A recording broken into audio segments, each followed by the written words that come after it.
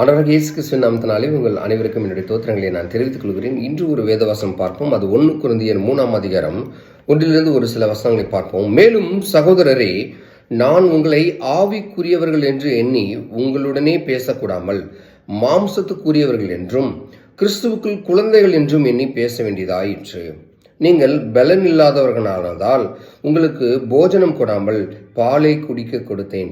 இன்னமும் நீங்கள் மாம்சத்துக்குரியவர்களாய் இருக்கிறபடியால் இப்போதும் உங்களுக்கு பலன் இல்லை. பொறாமையும் வாக்குவாதமும் பேதங்களும் உங்களுக்குள் இருக்கிறபடியால் நீங்கள் மாம்சத்துக்குரியவர்கள் இருந்து மனுஷ மார்க்கமாய் நடக்கிறீர்கள் அல்லவா? ஒருவன் நான் பவுலை சேர்ந்தவன் என்றும் வேறொருவன் நான் அப்பல்லோவை சேர்ந்தவன் என்றும் சொல்கிறபடியால் நீங்கள் மாம்சத்துக்குரியவர்கள் அல்லவா? பவுல் யார்? அப்பல்லோ யார்? கர்த்தர் அவனுக்கு அருள் அளித்தபடியே நீங்கள் விசுவாசத்திற்கு ஏதுவாய் இருந்த ஊழியக்காரர்கள் தானே. நான் நட்டேன், அப்பல்லோ நீர் பாய்ச்சினான், தேவனே அதை விளைய செய்தார். அப்படி இருக்க நடுகிறவனானாலும் ஒன்றுமில்லை, நீர் பாய்ச்சுகிறவனானாலும் ஒன்றுமில்லை, விளைய செய்கிறவர் தேவனாலே எல்லாமாகும். விளைய செய்கிற தேவனாலே எல்லாமாகும். மேலும் நடுகிறவனும் நீர் பாய்ச்சுகிறவனும் ஒன்றாயிருக்கிறார்கள். அவனவன் தன் தன் வேலைக்கு தக்கதான கூலியை பெறுவான். ஆமென்.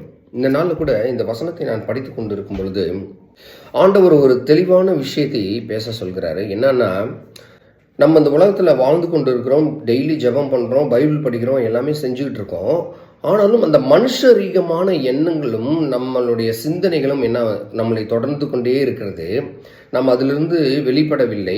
ஆவிக்குரியவர்களாக, ஆவி வரத்தை பெற்றவர்களாக, பரிசுத்த ஆவியானவரை நாம் பெற்றுக்கொண்டவர்களாக எப்பொழுது நாம் வாழப்போகிறோம் என்று நாம் பார்த்தோமானால் அதில் ஒரு பெரிய கேள்விக்குறியாக இருக்கிறது.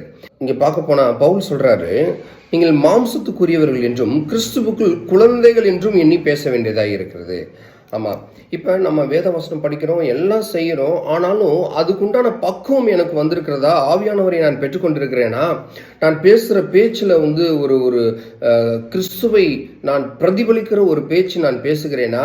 மற்றவர்களோடு பழகும்போது கிறிஸ்துவை பிரதிபலிக்கிற ஒரு பழக்கம் எனக்குள்ளே இருக்கிறதா? என்னுடைய எண்ணங்கள் ஆண்டவராக இயேசு கிறிஸ்துவை போல, கிறிஸ்து இயேசுக்குள் இருக்கிற சிந்தையை போல எனக்குள் இருக்கிறதா என்று பார்த்தோமானால் இங்கே சொல்றாரு, இங்கே பொறாமையும் வாக்குவாதமும் பேதங்களும் உங்களுக்குள் இருக்கிறபடியால் நான் மாம்சத்துக்கு ஏதவனாய் இருக்கிறேன், மாம்சத்துக்குரியவனாய் இருக்கிறேன், மனுஷரிகமாகவே நான் யோசித்துக் கொண்டிருக்கிறேன். இந்த ஆவியானவரை பெற்றுக்கொண்ட ஒரு மனிதராய் நாம் வாழ்வோமானால் இந்த பொறாமை நம்மிடம் இருக்காது, வாக்குவாதம் இருக்காது, பேதங்கள் இருக்காது.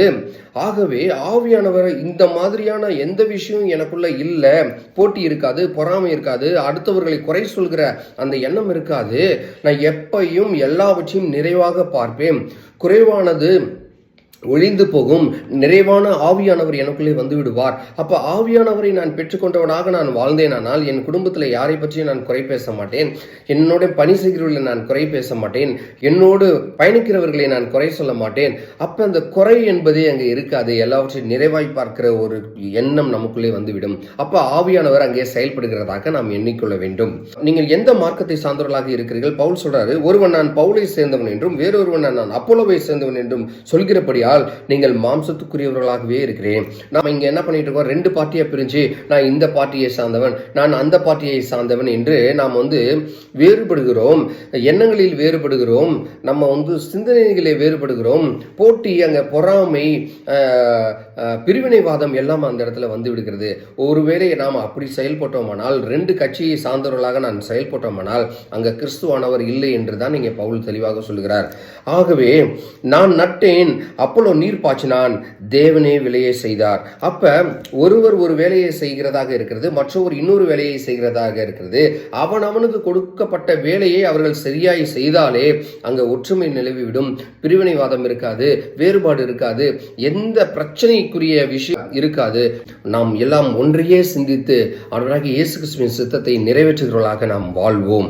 அப்ப நமக்குள்ள ஏன் அந்த பிரிவினைவாதம் வருது, பிரச்சனை? அப்ப நம்ம மாம்சத்துக்கு ஏத்த ஒரு மனுஷரீகமான ஒரு விஷயத்தை தான் நாம் செய்து கொண்டிருக்கிறோம். நான் ஜெபம் பண்றேன், பைபிள் படிக்கிறேன், நிறைய பிரசங்களை கேட்கிறேன், ஆனாலும் என் மனசு மாறவில்லை. நான் என்னுடைய பேச்சு, சிந்தனை, செயல் எல்லாவற்றிலும் எனக்கு பழைய குணங்கள் தான் இருக்கிறது, புதிய குணமே எனக்கு வரமாட்டேங்கிறது அப்படின்றால் நான் இன்னும் சரியான பயிற்சியில் இல்லை, நான் இன்னும் ஆவியானவரை நான் பெற்றுக்கொள்ளவில்லை என்று தான் அர்த்தம். இந்த ஒன்னஸ் எப்போ வரும்னா, நீங்கள் எல்லாவற்றையும் குறைவாய் பார்த்து கொண்டிருந்தால் அந்த ஒன்னஸ், அந்த ஒருமைப்பாடு நம்மளுக்குள்ளே வராது.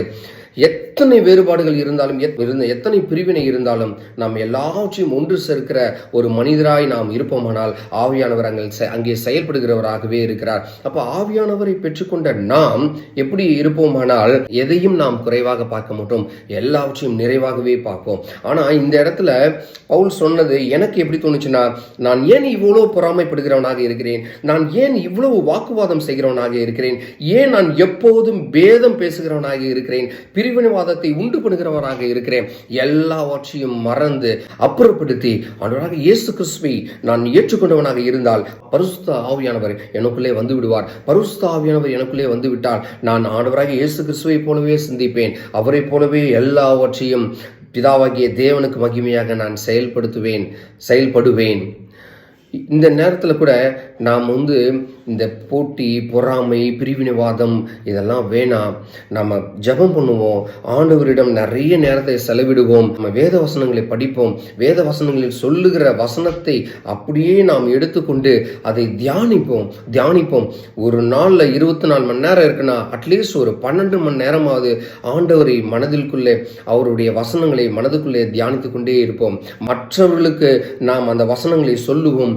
ஒரு கிறிஸ்துவை பிரதிபலிக்கிற ஒரு வாழ்க்கை வாழ்வோம். கர்த்தர் தாமே இந்த வசனங்களின் வழியாக நம்மை ஆசீர்வதித்து காப்பாராக. ஆமென்.